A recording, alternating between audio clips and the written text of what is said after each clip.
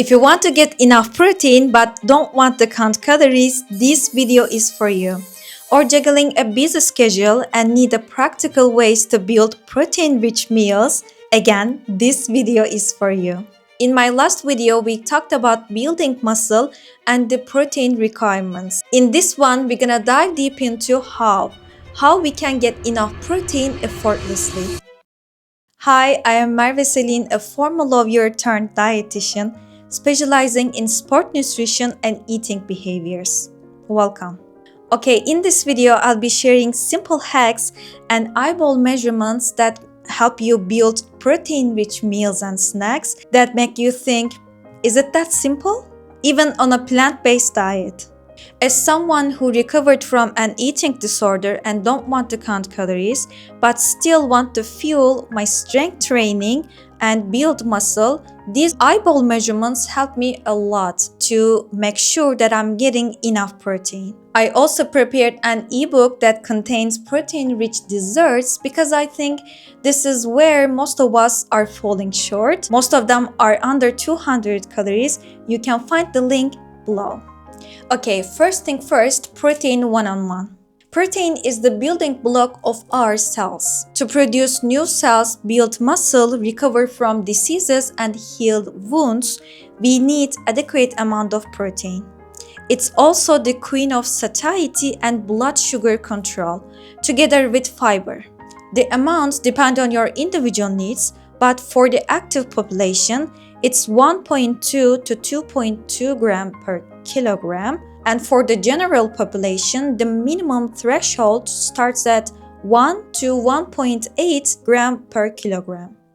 But my recommendation is on average 1.5 gram per kg because this is the sweet spot for anti-inflammatory diets, meaning supporting immune system, longevity, and satiety. We can think of it 20 to 40 gram per meals and 10 to 15 gram for snacks. Okay, now let's turn theory into practice to avoid decision fatigue. In my eating disorder years, calorie counting were my nightmare.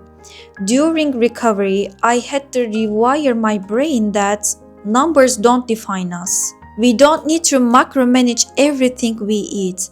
It's time and life-consuming.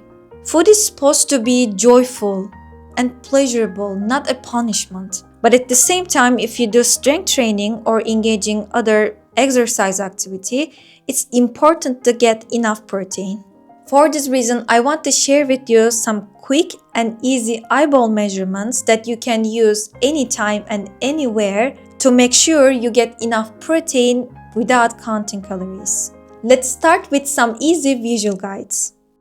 A palm-sized portion of any kind of meat gives you around 20 to 30 grams of protein, which is ideal for a main meal. A cup of plain yogurt or milk has about 10 grams of protein, perfect for a snack. Half a cup of cottage cheese gives you roughly 11 grams, another great snack option. 2 eggs contain around 12 grams of protein, while 3 eggs give you about 18 grams. So 2 of them are great for snack, 3 of it ideal for a meal. When it comes to plant-based proteins, things are a little trickier. Let's check them out. 1 palm-sized piece of tofu has around 10 to 15 grams of protein. So 1 palm size is great for a snack, and 2 palms will give you roughly 20 to 30 grams, which makes a balanced meal. A cup of cooked lentils, beans, or chickpeas has around 15 grams of protein. You can think of that as about the size of your fist. High-protein grains like amaranth, buckwheat, or quinoa contain 6 to 9 grams of protein per cup, again about 1 fist size. A handful of edamame gives you around 8 grams of protein, which is another great snack idea.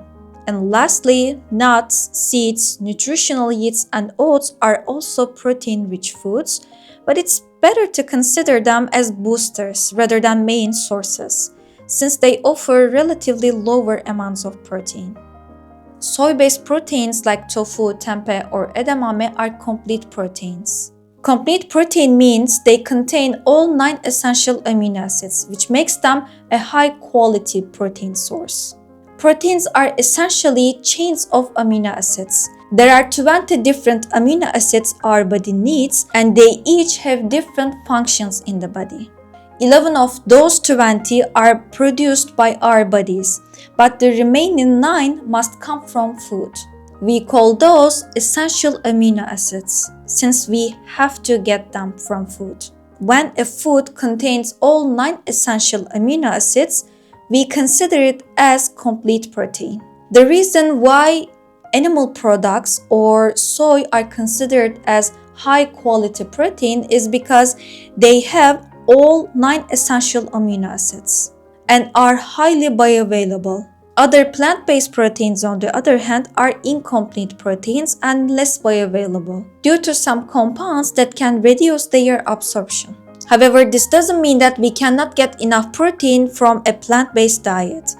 A systematic review that analyzed evidence from 24 studies on resistant trained young adults suggested that single-source plant proteins may offer limited benefits compared to animal protein. However, well-formulated plant protein combinations can still effectively support recovery and training adaptations. So when it comes to plant-based proteins, eating in variety and combining grains and legumes is the key.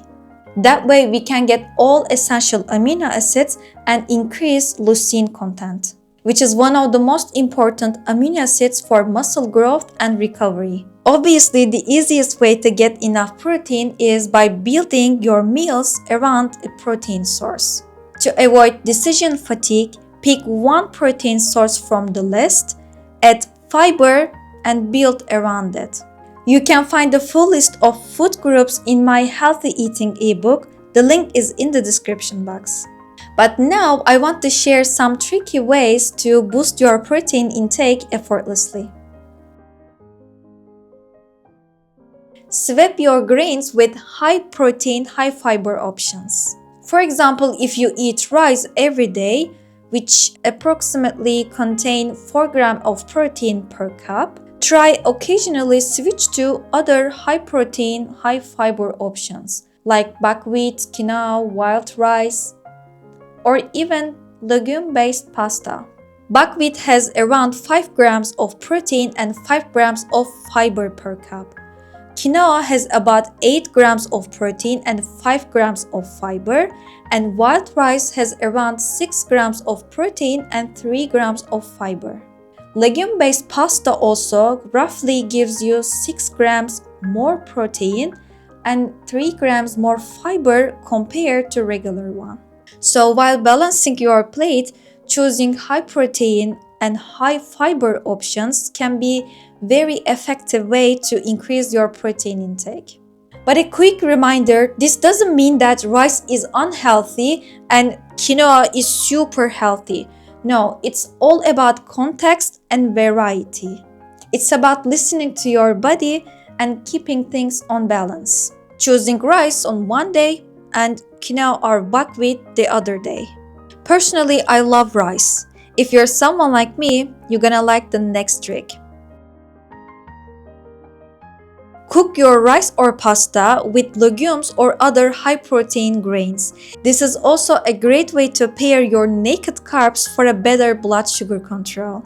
Try cooking your rice with mung beans, which is my favorite combination, or mix it with chickpeas, green peas, or buckwheat. That way you will increase the protein content even while enjoying your rice.